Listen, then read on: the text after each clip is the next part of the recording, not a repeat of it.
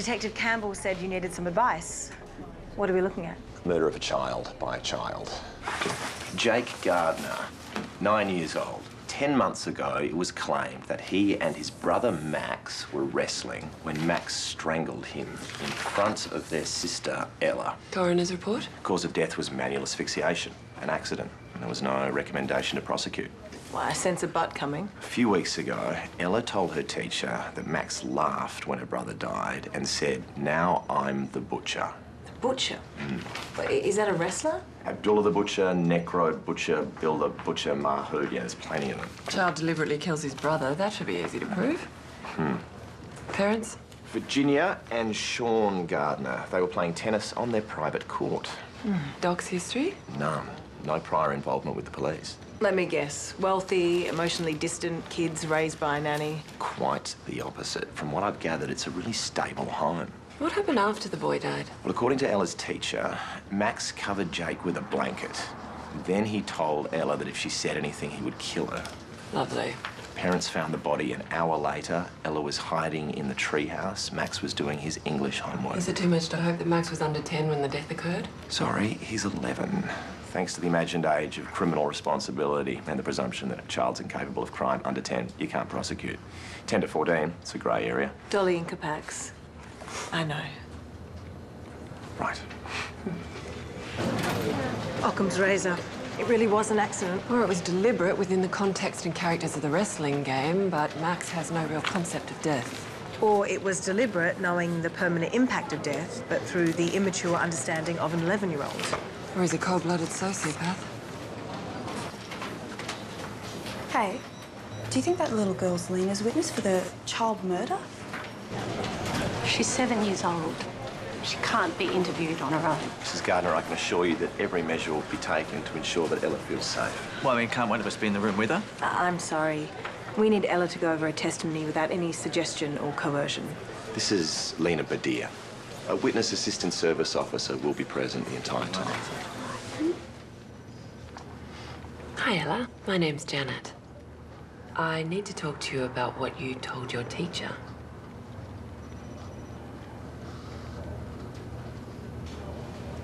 I'm Lena.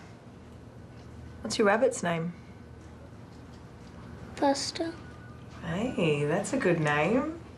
How old's Buster? Don't know. He was Jake's bunny. Jake's your brother, right? He's gone. Gone where? Heaven. Do you know why he's in heaven? Do you remember telling your teacher about a game Max and Jake were playing?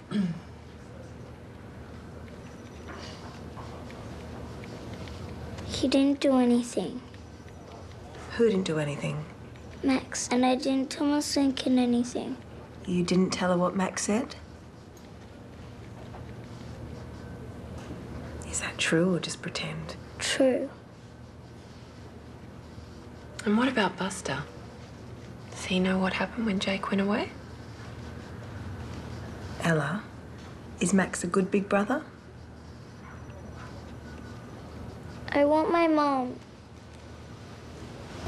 Well, I can cross traumatizing a child witness off my bucket list. Can't force Ella to talk. And we were pushing the boundaries of coaching a witness as it was. Well, now that she's changed her story, can we even proceed? If we believe she's lying. Well, what if she isn't? Isn't confabulation the main issue with child witnesses? You're suggesting she saw Jake die and created a false memory of Max being responsible and threatening her. Well, it's possible. And why change her story now? Scary police and lawyers might send her brother to jail. Time to tell the truth. But under your confabulation theory, Max killing Jake is the truth she believes. Well, what if she's angry with Max because Jake died and she lies to get him in trouble with their parents? Yes, hand me a straw and I'll clutch it. It's possible, but why would Ella wait 10 months to lie? Well, why wait 10 months to tell the truth? What else do we have on Max? This is the original interview? The morning after Jake died.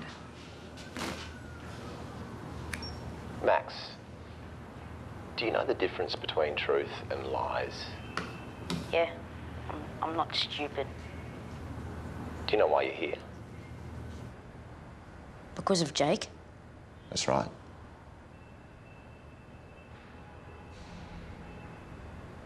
Do you know what happened to Jake? He's dead. Do you know what being dead means? It means you never come back. Do you know how Jake died?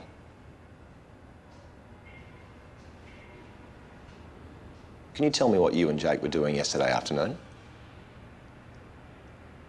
Your sister said she was watching you and Jake playing wrestling. MMA.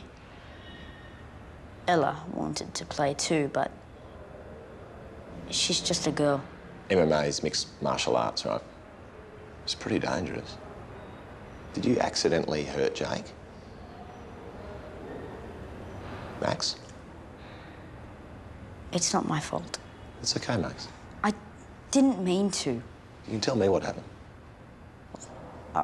I was behind him and I put my arm around his neck. We were just pretending. Did he try and move your arm? That was the game. Mm-hmm. I let him go, but he fell down. I thought he was pretending. How did you realise Jake wasn't pretending? He didn't move. I said his name, but What did you do? he looked cold. So I put a blanket over him.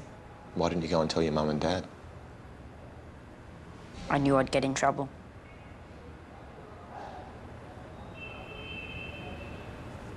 It's not my fault. I didn't mean to. He's just my little brother.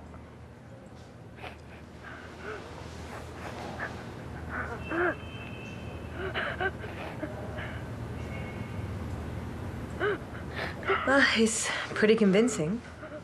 You just stay here, okay? You're an excellent liar. I'm sure you can understand, Dr. Ramsden. We're finding this very much a grey area. With children, it's always a grey area. Well, I understand you've only had time to assess Max, not his family history too, but can you give me a simple answer? Thank you for coming in at such short notice, Dr. Koss. The police are getting impatient for a recommendation to charge Max. The police like building up their hit rates. Do I believe Max is capable of having murdered his brother? Absolutely. Absolutely not.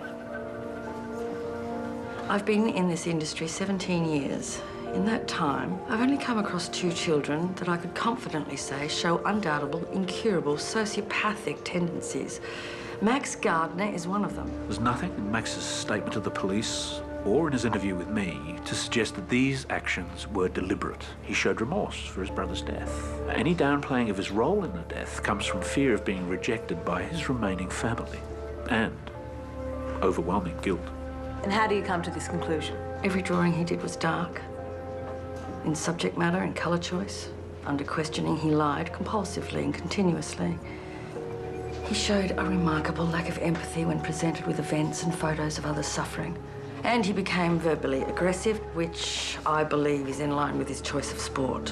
What, playing rugby doesn't make you a murderer? No, but the way he described it suggests he seeks out the weakest player to destroy. I find asking the children to describe their top 3 wishes gives an insight. His first wish was that his brother would come back. His second was that his parents wouldn't fight anymore. And the third? Fairly standard. He wanted a puppy. Have the police canvassed the local community? Well, they've interviewed his teachers and rugby coach. Nobody has a bad word to say. Talk to the kids. I guarantee they'll have another story. And I suggest you get a history from the family, too. Well, what should we look for? Usual markers: pyromania, cruelty to animals, stealing, speech, learning difficulties, and an unhealthy interest in violent games and films. Every marker points to Max suffering PTSD. Mood swings, emotional detachment, self-loathing, refusal to discuss what happened. They're all natural. So in your opinion, Max did not know what he was doing was wrong? Not at all. Max is a scared, innocent child. Absolutely, he knew he was wrong and he chose to continue. Most children with behavioural problems are naughty. Max is dangerous.